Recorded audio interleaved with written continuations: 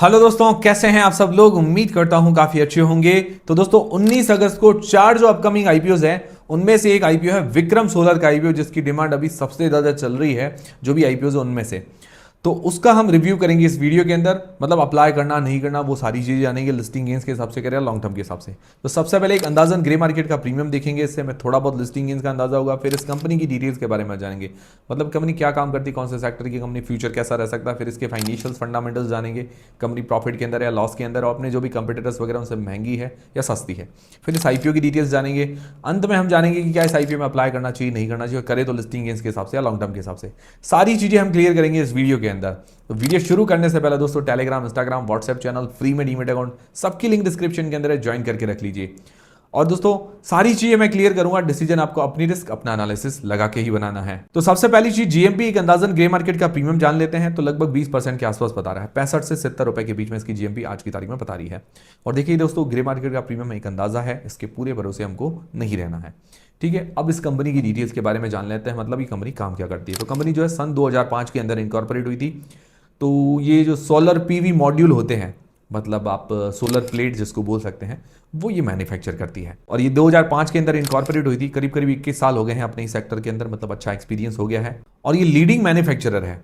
High efficiency जो solar photovoltaic जो या पीवी मॉड्यूल्स जिनको बोलते हैं, उसके लिए ये लीडिंग प्लेयर्स में इसका नंबर आता है। टॉप 3 टॉप 5 के अंदर इसका नंबर आता है। और ये डोमेस्टिक मतलब इंडियन मार्केट और इंटरनेशनल मार्केट के अंदर, दोनों के अंदर ही डील करती है। तो ये फोटोवोल्टिक मतलब पीवी मॉड्यूल सेल करती है, मैन्युफैक्चर करती है। उसके अलावा ईपीसी मतलब इंजीनियरिंग प्रोक्योरमेंट, जो कंस्ट्रक्शन वगैरह होते हैं, जैसे सोलर प्रोजेक्ट्स जो लगते हैं, वो भी ये बना के देती है। और उसके अलावा ऑपरेशन एंड मेंटेनेंस का भी काम है, जो ये प्रोजेक्ट्स लगे हुए होते हैं उनके ऊपर ऑपरेशन मेंटेनेंस का भी काम करती है। तो सोलर पीवी मॉड्यूल सेल करके 97% का रेवेन्यू जनरेट होता है।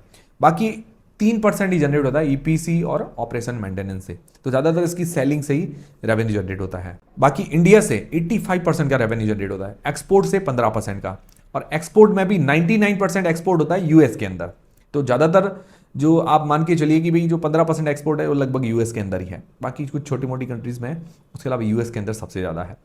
तो ये अच्छी बात लगी कि भाई इसकी डिपेंडेंसी इंडिया पे ज़्यादा है, एक्सपोर्ट पर नहीं है। मतलब अब देखिए यूएस ने टैरिफ वगैरह लगा दिया है, तो उस पर क्या है कि इफेक्ट पड़ता है।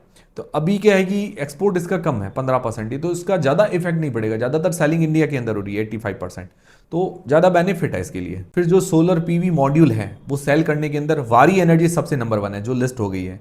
उसकी इंस्टॉल कैपेसिटी है 12 गीगावाट के आसपास, और हो सकता है थोड़ी और बढ़ा दी, उसने 15 गीगावाट कर दी हो। सेकंड नंबर पर आते हैं अदानी, और दूसरा है रीन्यू, ये दोनों सेकंड नंबर पर है। उनकी कैपेसिटी, इंस्टॉल कैपेसिटी 4 गीगावाट की। और थर्ड नंबर पर गए हैं, या मतलब उन दोनों को 1 2 काउंट कर ले, सेकंड थर्ड काउंट कर ले, तो इसको फोर्थ नंबर पर कहें। इसकी इंस्टॉल्ड कैपेसिटी 3.5 गीगावाट, तो चौथे नंबर पर इसको मान के चल सकते हैं। तो टॉप 5 प्लेयर्स में इसका नंबर आता है, काफ़ी अच्छी बात है। लीडिंग प्लेयर्स में से एक है। और एवरेजली मार्केट शेयर देखें, एग्जैक्टली तो नहीं पता, 10 से 15% के बीच में इसका मार्केट शेयर होना चाहिए सोलर पीवी मॉड्यूल्स के अंदर। सोलर पीवी मॉड्यूल्स मतलब ये जो सोलर प्लेट होती है वो ये मैन्युफैक्चर करती है। सिंपल भाषा में आपको समझ में आ गया होगा। और इसकी 2 मैन्युफैक्चरिंग यूनिट्स है, वेस्ट बंगाल और तमिलनाडु के अंदर। और इंडिया के अंदर 23 स्टेट्स और एक यूनियन टेरिटरी के अंदर ये बिजनेस करती है। काफी अच्छी बात है, इंडिया के अंदर काफी जगह इसका बिजनेस फैला हुआ है। और ये लगभग सभी टाइप के सोलर पीवी मॉड्यूल्स मैन्युफैक्चर करती है। तो यहाँ सारी चीजें क्लियर है, आपको समझ में आ गया होगा कि कंपनी क्या काम करती है। सेक्टर ये बढ़िया है, डिमांडिंग सेक्टर है, फ्यूचर में इसकी डिमांड काफी ज्यादा रह सकती है। इस कारण ये हॉट ट्रेंडिंग अभी आईपीओ कह सकते हैं। जीएमपी भी अच्छी चल रही है। बाकी देखते हैं इसके फाइनेंशियल फंडामेंटल्स कैसे हैं। सिर्फ सेक्टर अच्छा होने से कुछ नहीं होगा, बाकी सारी चीजें भी तो देखनी पड़ेगी। तो फाइनेंशियल्स देखिए 2023 से 2025 तक दिए गए हैं। देखिए एसेट्स 2476 करोड़ से 2832 करोड़ रुपए के आसपास हुए। एसेट्स के अंदर साल दर साल ग्रोथ है। फिर रेवेन्यू के अंदर भी साल दर साल ग्रोथ देखने को मिल रही है। 2091 करोड़ से 2523 करोड़ रुपए, 2523 करोड़ से 3459 करोड़ रुपए, लगभग अच्छी ग्रोथ कह सकते हैं रेवेन्यू के मामले में। फिर बात करें प्रॉफिट आफ्टर टैक्स की, तो 2023 में 14.49 करोड़ रुपए का प्रॉफिट है। 2024 के अंदर 19.72 करोड़ रुपए का इसका प्रॉफिट हो गया, बढ़ गया। और 2025 के अंदर 139.83 करोड़ रुपए का इसका प्रॉफिट हो गया। तो मतलब साल दर साल प्रॉफिट के अंदर भी ग्रोथ है। मार्जिन अगर निकाले प्रॉफिट मार्जिन, तो 0.69% थे 2023 के अंदर, 1% से भी कम। फिर 2024 के अंदर 3.1% और 2025 के अंदर हो गए 4%। मतलब प्रॉफिट मार्जिन के अंदर ग्रोथ है, काफी अच्छी बात है। फिर एबिटा के अंदर भी ग्रोथ है। और उसके अलावा नेटवर्थ, उसके अंदर भी ग्रोथ देखने को मिली है, बट नेटवर्थ कम है इसकी। रिजर्व्स इसके बाद में 932 करोड़ रुपए के हैं, रिजर्व्स के अंदर भी ग्रोथ देखने को मिली है। और बोरिंग्स, उधारी है लगभग 200 करोड़ रुपए के आसपास की, 230 करोड़ रुपए उधारी है। और इससे पहले 800 करोड़ रुपए से ऊपर की उधारी थी। तो उधारी इसकी कम हुई है, काफ़ी अच्छी बात है। और डेट टू इक्विटी रेशियो 0.19 का निकल कर आता है, ठीक है, मतलब बैलेंस कह सकते हैं, बट आईपीओ के पैसे से कोई भी डेट पे नहीं कर रही है, थोड़ा सा नेगेटिव लगा मुझे। ROE 16.57%, ROC 24.59%। आरओई आरओसी वगैरह बढ़िया है। बाकी फाइनेंशियली देखा जाए तो रेवेन्यू प्रॉफिट के अंदर अच्छी ग्रोथ है और डेट के कंट्रोल के अंदर है, ये अच्छी बात लगी। फिर इसकी वैल्यूएशंस देखें पी वाइज, तो पी इसका 72 के आसपास का निकल कर आता है और 3459 करोड़ रुपए का रेवेन्यू है, फेस वैल्यू 10 रुपये पर है। बाकी जो अदर कंपटीटर्स है, वारी एनर्जीज और उसके अलावा वेबसॉल है, प्रीमियर एनर्जीज, ये दोनों वारी और प्रीमियर अभी ही लिस्ट हुए थे, उनका पी 40 से 47 के बीच में निकल कर आता है। और ये कंपनी जो है प्रीमियर और वारी एनर्जी से रेवेन्यू के मामले में छोटी है, वेबसॉल से थोड़ी बड़ी है। तो पी वाइज देखिए इसका 72 का है, बाकी का 40 से 47 के बीच है, तो पी वाइज वैल्यूएशंस महंगी है इसकी। हालांकि फेस वैल्यू 10 रुपये पर जो प्राइस बैंड है 300 रुपये का, वो इतना ज़्यादा नहीं लग रहा है महंगा, बट पी वाइज तो महंगा है तो महंगा ही करना पड़ेगा। फिर इस आईपीओ की डिटेल्स के बारे में जानते हैं तो 19 से 21 अगस्त के बीच में ये आईपीओ ओपन रहेगा, फेस वैल्यू 10 रुपये पर आ रहा है। प्राइस रेट 315 रुपये से लेकर 332 रुपये के बीच में 45 मतलब 45 शेयर्स का ये लॉट है। और इसका टोटल इश्यू साइज है 2019 करोड़ रुपए का, जिसके अंदर फ्रेश इशू है 1500 करोड़ रुपए के, और उसके अंदर अपनी जो सब्सिडीज वगैरह है या अपनी मैन्युफैक्चरिंग फैसिलिटी में पैसा काम में लेने वाली है, कंपनी की ग्रोथ में पैसा काम में आएगा, काफ़ी अच्छी बात है। डेट पे करने के अंदर कोई भी पैसा काम में नहीं आ रहा, हालांकि डेट कंट्रोल के अंदर है, बट फिर भी थोड़ा पे करती तो बढ़िया रहता। और 579 करोड़ रुपए OFS है, तो ठीक है। रिटेल पोर्शन 35% का, लिस्टिंग डेट है 26 अगस्त को। ये हो गई पूरी आईपीओ की डिटेल्स। और इसका मार्केट कैप बनेगा अभी इस प्राइस बैंड पर 12,000 करोड़ रुपए का। स्मॉल कैप कंपनी है, काफ़ी अच्छी ग्रोथ के चांसेस तो नजर आ ही रहे हैं।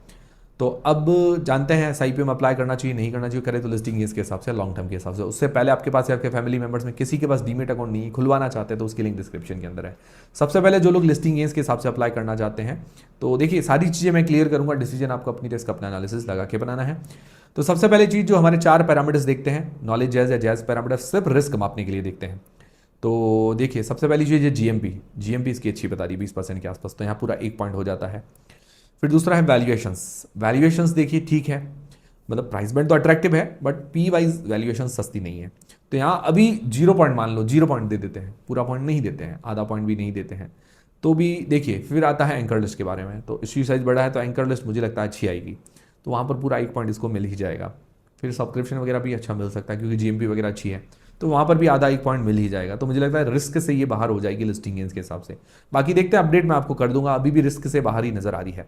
बाकी मेरे हिसाब से अप्लाई करने नहीं करने का डिसीजन नहीं है, जो भी आप डिसीजन बनाएं अपनी रिस्क अपना एनालिसिस लगा के बनाएं। आप लोग क्या करेंगे वो कमेंट करके बता दीजिएगा, आपके डाउट क्लियर हुए नहीं हुए वो भी मुझे कमेंट करके बता दीजिएगा। फिर लॉन्ग टर्म के हिसाब से जो लोग अप्लाई करना चाहते हैं तो पॉजिटिव्स और नेगेटिव्स दोनों ही देख लेते हैं, इससे थोड़ी क्लैरिटी आ जाएगी आपको। पॉजिटिव्स क्या है देखिए, ये सेक्टर सबसे बढ़िया है, सोलर जो भी सेक्टर है, ये सोलर प्लेट वगैरह बनाती है जिसको ईवी पीवी मॉड्यूल्स भी बोलते हैं, तो उसके अंदर डिमांड वगैरह काफ़ी है। उसके अलावा फ्यूचर के अंदर भी डिमांड रहेगी। उसके अलावा ये लीडिंग कंपनी है, टॉप 3 टॉप 5 प्लेयर्स में इसका नंबर आता है, ये भी अच्छी बात है। इंस्टॉल कैपेसिटी के हिसाब से टॉप 4 में आती है, ये काफ़ी अच्छी बात का है। बाकी रेवेन्यू के अंदर अच्छी ग्रोथ है, प्रॉफिट वगैरह भी बढ़ा है, मार्जिन से इसके बढ़े हैं, काफ़ी अच्छी बात है। आरओई आरओसी वगैरह बढ़िया है, डेट कंट्रोल के अंदर है, फ्रेश इशू का अच्छा उपयोग कर रही है, फ्रेश इशू का पोर्शन ज़्यादा है।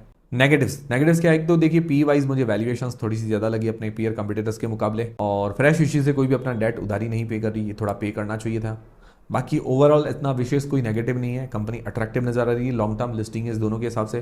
पर्सनली मैं भी इंटरेस्टेड हूँ लॉन्ग टर्म लिस्टिंग इस दोनों के हिसाब से। आप लोग क्या करेंगे मुझे कमेंट करके बता दीजिएगा, अप्लाई करेंगे नहीं करेंगे वो मुझे कमेंट करके जरूर बताइएगा। और ये वीडियो देखने के बाद आपकी हेल्प हुई है, डाउट्स क्लियर हुए हैं तो वो भी मुझे कमेंट करके बता दीजिएगा। मिलते हैं दोस्तों अगले वीडियो के अंदर।